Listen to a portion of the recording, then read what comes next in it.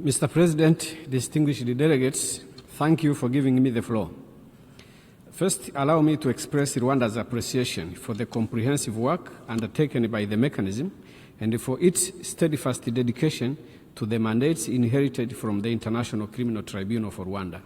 The tribunal and now the mechanism remain indispensable pillars in our collective effort to hold accountable those who planned and perpetrated the genocide and other serious violations of international humanitarian law. At the same time, we must speak candidly about the remaining gaps, the persistent challenges to the cooperation, and the imperative to safeguard the legacy we have built. This debate comes at a critical moment as the Security Council considers the future of the mechanism and how its residual functions will be managed.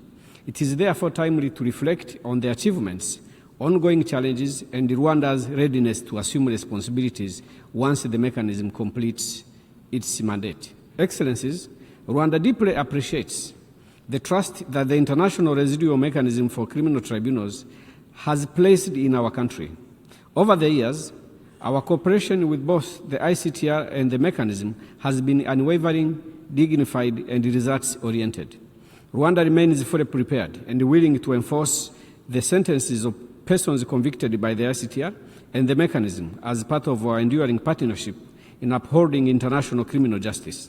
When Rwanda and the United Nations signed the Enforcement of Sentences Agreement in the year 2008, ICTR officials described it as, and I quote, milestone in cooperation, end of quote, acknowledging Rwanda's significant progress in correctional standards, and we are proud to have lived up to that promise. Today, Rwanda reaffirms its readiness to carry forward the mechanism's mandate by assuming responsibility for the 25 convicted persons in full compliance with the international standards and with the utmost respect for their rights and dignity. For Rwanda, the enforcement of sentences is not viewed as a burden, but as a continuation of our national journey towards justice, reconciliation, and the rule of law that began after 1994. Rwanda remains in strict compliance with the agreement on the enforcement of sentences signed with the United Nations on the 4th of March 2008. Article 11, Sub-Article 1A of that agreement outlines the cost-related obligations of the tribunal, and Rwanda confirms that these are well understood and will be met. The agreement continues to provide the legal foundation for our cooperation and has been periodically reviewed with the UN Office of Legal Affairs and the Registrar of the mechanism. No obstacles to its full implementation exist. Mr. President, nearly 3 decades after the genocide, many indicted individuals remain at large. Over 1,400 indictments have been transmitted by Rwanda to various states requesting arrest and prosecution. Rwanda has repeatedly drawn attention to a pattern of insufficient cooperation by some states, whether through failure to arrest, to extradite, or to prosecute those indicted. In some cases, justice is delayed for years. In others, states have been reluctant to act despite formal requests. Rwanda wishes to address the situation of the 6 individuals acquitted or released and relocated to Niger, as referenced in the report. These individuals are free men, and Rwanda has repeatedly expressed its readiness to receive them. This situation should help set a precedent for how the international community manages both convicts still serving their sentences and those who have completed them.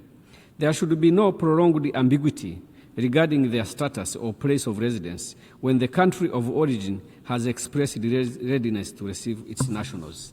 In this context, Rwanda underscores the importance of sustained cooperation between the mechanism, member states, and the national authorities. The progress achieved over the past 3 decades must not fade with the gradual completion of the mechanism's mandate. We therefore call upon the Office of the Prosecutor and relevant UN bodies to continue supporting capacity building and technical assistance to national jurisdictions so that the expertise developed through the ICTR and the mechanism continues to strengthen domestic and regional responses to genocide and crimes against humanity. Mr. President, Rwanda remains deeply concerned by the growing threat of genocide denial, distortion, and revisionism. Such efforts not only inflict a renewed pain on survivors and hinder reconciliation, but also seek to erase the record of truth painstakingly established by the international justice. The archives of the ICTR and the mechanism are integral to this record, living repositories of testimony, memory, and evidence whose preservation is vital to sustaining accountability and preventing impunity. Given their importance in countering distortion and revisionism, Rwanda has communicated to the Secretary General its readiness to assume custodianship of these archives. Building on its experience in preserving Gacaca and other genocide archives, Rwanda possesses the institutional capacity to ensure their security, accessibility, and educational value for future generations. Mr. President, in conclusion, Rwanda reaffirms its unwavering commitment to the core principles of international criminal justice, accountability, truth, memory, and non-recurrence. We call upon this Assembly and all member states to renew their cooperation and arrest the fugitives, to extradite or prosecute those indicted, to support the preservation and accessibility of the archives, and to ensure that the expertise of the ICTR and the mechanism is retained and amplified through national and regional jurisdictions. The nightmare of impunity must not outlast the institutions we built to confront it. As the mechanism approaches the completion of its mandate, Rwanda stands ready to assume the responsibilities that will ensure the continuity of its work and the protection of its legacy. Through hosting the individuals convicted by the ICTR and the mechanism, and by taking on the custodianship of the archives, Rwanda seeks to help carry forward the achievements of international criminal justice, ensuring that justice, dignity, and truth remain at the heart of our shared commitment to accountability and reconciliation. We respectively call upon the Security Council and member states to lend their full support to Rwanda's readiness to assume the residual functions of the mechanism once its work concludes. Owing to Rwanda's proximity, both geographic and institutional, to the tribunal's work, our country is uniquely positioned to preserve this and sustain the achievements for future generations. And Madam Judge, I thank you very much for your report. Thank you for your attention.